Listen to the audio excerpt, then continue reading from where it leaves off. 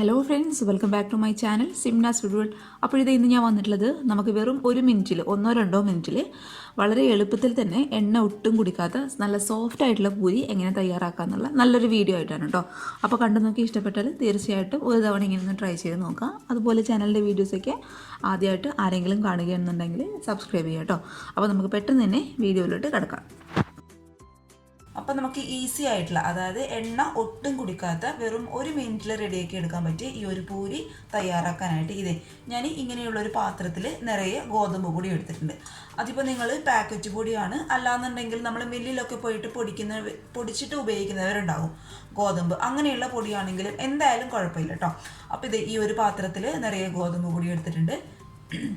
പിന്നെ ഈ ഒരു ഗോതമ്പ് പൊടിയുടെ കണക്കൊന്നും ഞാൻ കറക്റ്റായിട്ട് പറയുന്നില്ല, കാരണം ഓരോരുത്തർക്കും പല അളവിലായിരിക്കും പൂരി റെഡിയാക്കി എടുക്കാനായിട്ട് ഉണ്ടാവുക.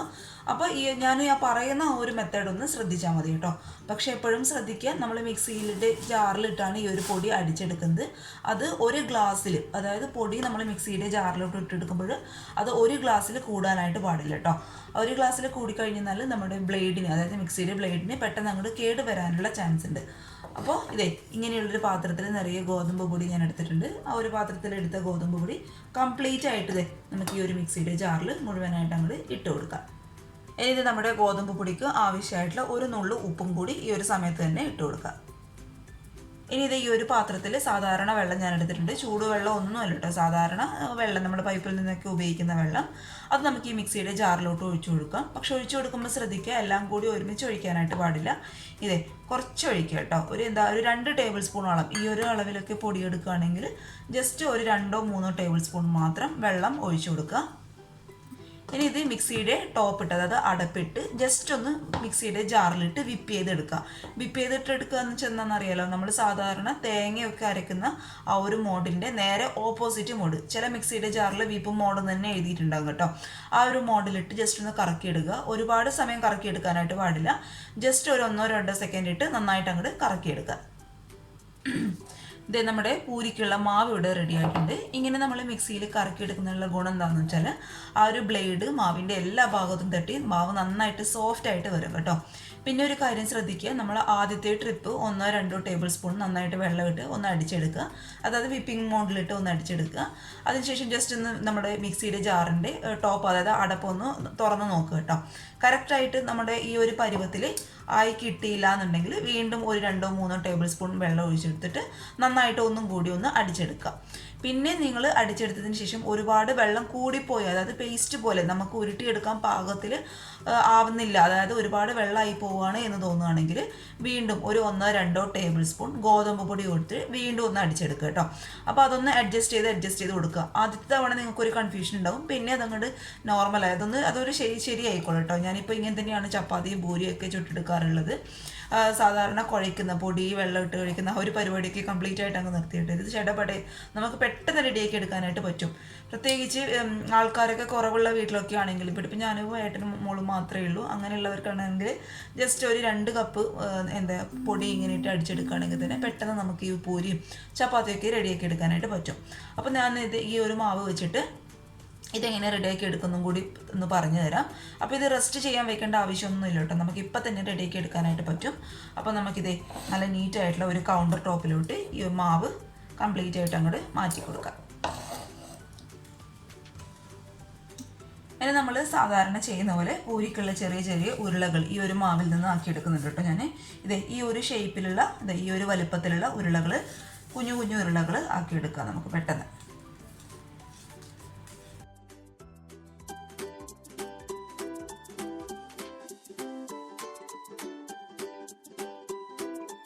ഇനി ഇത് നമ്മൾ സാധാരണ പൂരിക്കൊക്കെ പരത്തിയെടുക്കുന്ന പോലെ പരത്തിയെടുക്കുക.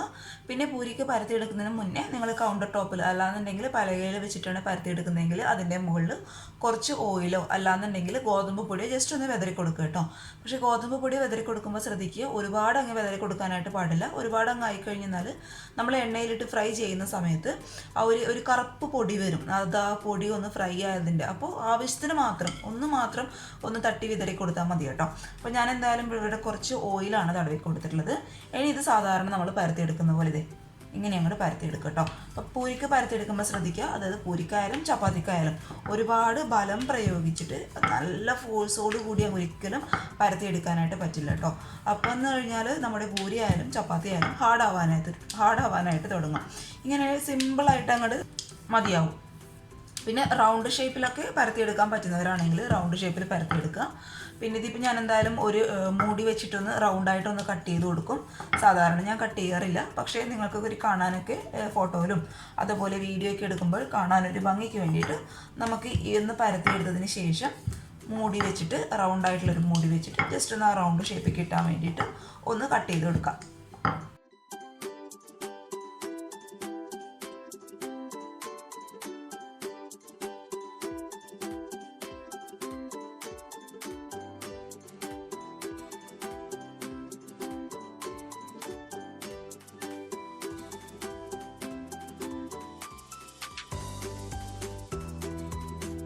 ഒരു പാനിൽ എണ്ണ ഞാൻ നന്നായിട്ട് ചൂടാക്കി എടുത്തിട്ടുണ്ട്.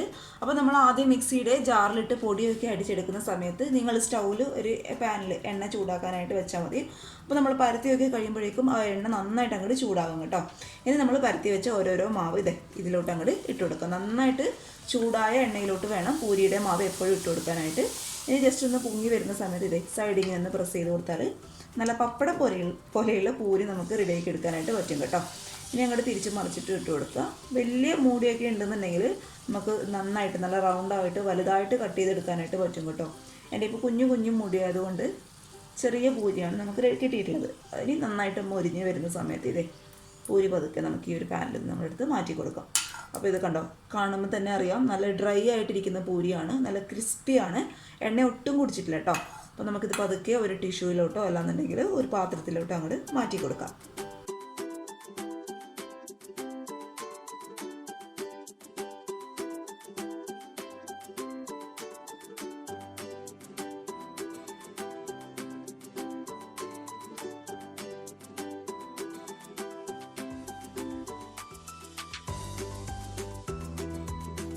ഇതുവരെ ഇങ്ങനെ ട്രൈ ചെയ്യാത്തവർ ഒരു തവണയെങ്കിലും ഇങ്ങനെ ഒന്ന് ട്രൈ ചെയ്ത് നോക്കുക കേട്ടോ. ആ ഒരു ഡിഫറൻസ് തീർച്ചയായിട്ടും നിങ്ങൾക്ക് മനസ്സിലാവും. അപ്പോൾ എല്ലാവർക്കും ഇഷ്ടമായെന്ന് വിചാരിക്കുന്നു. ഇഷ്ടമായെങ്കിൽ വീഡിയോ ഒന്ന് ലൈക്ക് ചെയ്യുക. അതുപോലെ ചാനലിൻ്റെ വീഡിയോസൊക്കെ ആദ്യമായിട്ട് ആരെങ്കിലും കാണുകയാണെങ്കിൽ സബ്സ്ക്രൈബ് ചെയ്യുക കേട്ടോ. അപ്പോൾ നാളെ ഒരു നല്ല വീഡിയോ ആയിട്ട് കാണും വരെ താങ്ക് യു ഫോർ വാച്ചിങ് സിംനാസ് ഫുട്ബോൾ. ബൈ.